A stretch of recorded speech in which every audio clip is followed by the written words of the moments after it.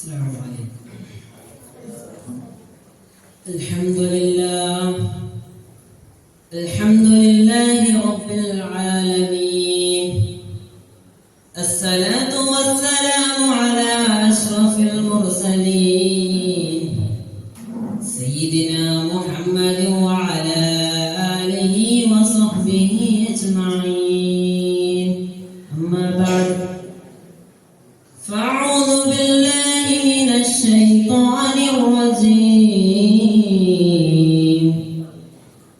بسم الله الرحمن الرحيم.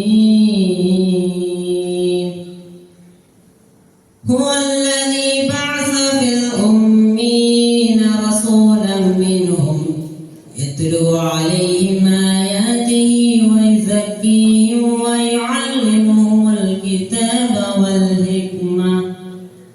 صدق الله العظيم.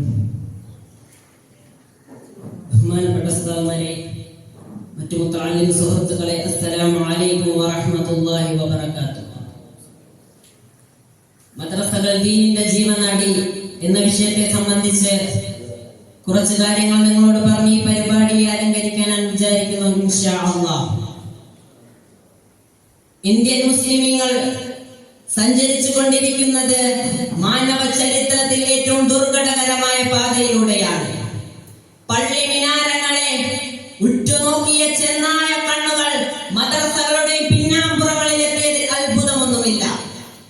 കൂരിരുട്ടിന്റെ മറവിൽ നടത്തിയിരുന്ന പ്രവർത്തികൾ വെളിച്ചത്ത് വരുമ്പോൾ ഇവയെല്ലാം ആർക്കു വേണ്ടി, എന്തിന്? വർഗബോധം തലയ്ക്ക് പിടിച്ച് ന്യൂനപക്ഷങ്ങളുടെ അടയാളങ്ങളെ, പള്ളികളെ, മദ്രസകളെ നരനായാട്ടിനിരയാക്കുന്നത് മാനവ ചരിത്രത്തിൽ ഇത് പുതിയ സംഭവമൊന്നുമല്ല. സ്പെയിനും ബാഗ്ദാദും റഷ്യയുമെല്ലാം പലകുറി നമ്മെ ഓർമ്മിപ്പിക്കുന്നുണ്ട്.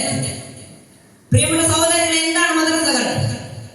ദറസ എന്നീ മൂലപദങ്ങളിൽ നിന്ന് ഉത്ഭവിക്കുന്ന മദ്രസ എന്ന പദത്തിന്റെ അർത്ഥം വിദ്യാലയങ്ങൾ എന്ന് തന്നെയാണ്.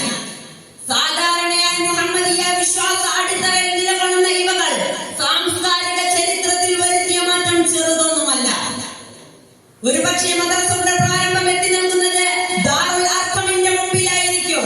കാട്ടാളനായ ഉമറിനെ ഇസ്ലാമിന്റെ രണ്ടാം ഖലീഫയാക്കിയ, മുസ്അബ് ഇബ്നു ഉമൈറിനെ പണ്ഡിതനാക്കിയ, ഹംസയെ ധീരനാക്കിയ, അമ്മാറിനും ബിലാലിനും ആശ്വാസമേകിയ, അബൂബക്കറിനെയും ഉസ്മാനെയും അലിയെയും വാനോളം ഉയർത്തിയ അർഖം റളിയല്ലാഹു അൻഹുവിന്റെ പുണ്യഗേഹം. അവിടെയായിരുന്നു സഹോദരങ്ങളെ ഇസ്ലാമിന്റെ ചരിത്രത്തിലേക്കുള്ള മദ്രസകളുടെ പരകായ പ്രവേശനം.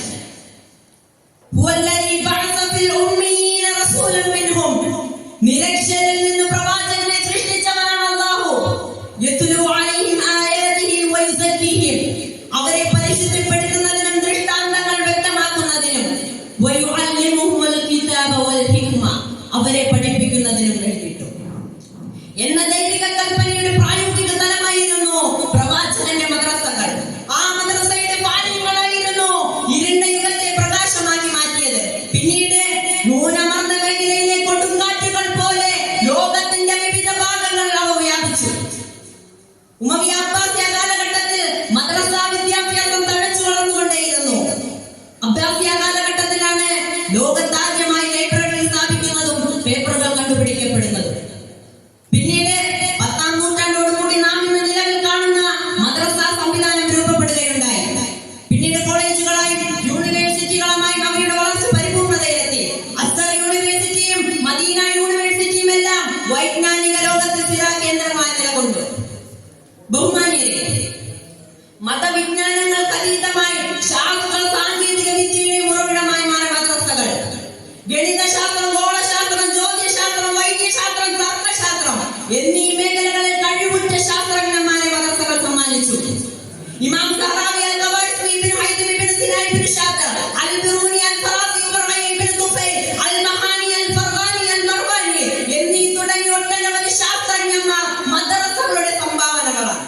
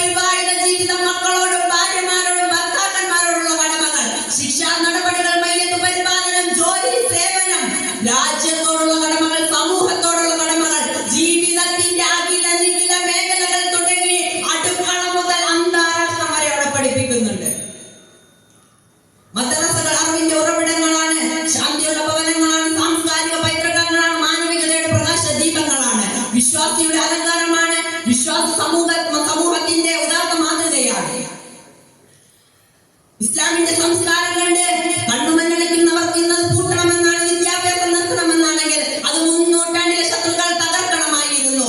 മുസ്ലിം സ്പെയിനിലെ ക്രിസ്ത്യാനി വേഷവും കാത്താലികളൊക്കെ മദ്രസകളാണ് സഹോദരന്മാരെ നാം അവശേഷമാക്കിയത്. ആരൊക്കെ തകർത്താലും എത്രയൊക്കെ താഴിട്ട് പൂട്ടിയാലും ഈ പ്രകാശ ഗോപുരങ്ങൾ ജ്വലിക്കുക തന്നെ ചെയ്യും. അത് അല്ലാഹുവിന്റെ കൽപ്പനയാണ്. യുരീദൂന ലിയുത്ഫിഉ നൂറല്ലാഹി ബിഅഫ്വാഹിഹിം വല്ലാഹു മുതിമ്മു നൂരിഹി വലൗ കരിഹൽ കാഫിറൂൻ. ശത്രുക്കൾ അവരുടെ വായ കൊണ്ട് അല്ലാഹുവിന്റെ പ്രകാശത്തെ ഊതിക്കെടുത്തുവാൻ ഉദ്ദേശിക്കുന്നു. വല്ലാഹു മുതിമ്മു നൂരിഹി വലൗ കരിഹൽ കാഫിറൂൻ. ആരൊക്കെ വെറുത്താലും അല്ലാഹുവിന്റെ പ്രകാശത്തെ, വിജ്ഞാനത്തെ അവ പരിപൂർണമാക്കുക തന്നെ ചെയ്യും. ആയതിനാൽ വർഗീയ ശക്തികളെ തകർക്കുകയും മദ്രസകളെ നിലനിർത്തുകയും ആകട്ടെ എന്ന് ദുആ ചെയ്തുകൊണ്ട് വാക്കുകൾ ഉപസംഹരിക്കുന്നു. വആഖിറു ദഅവാനാ അൽഹംദുലില്ലാഹി റബ്ബിൽ ആലമീൻ. അസ്സലാമു അലൈക്കും വറഹ്മത്തുള്ളാഹി വബറകാതുഹു.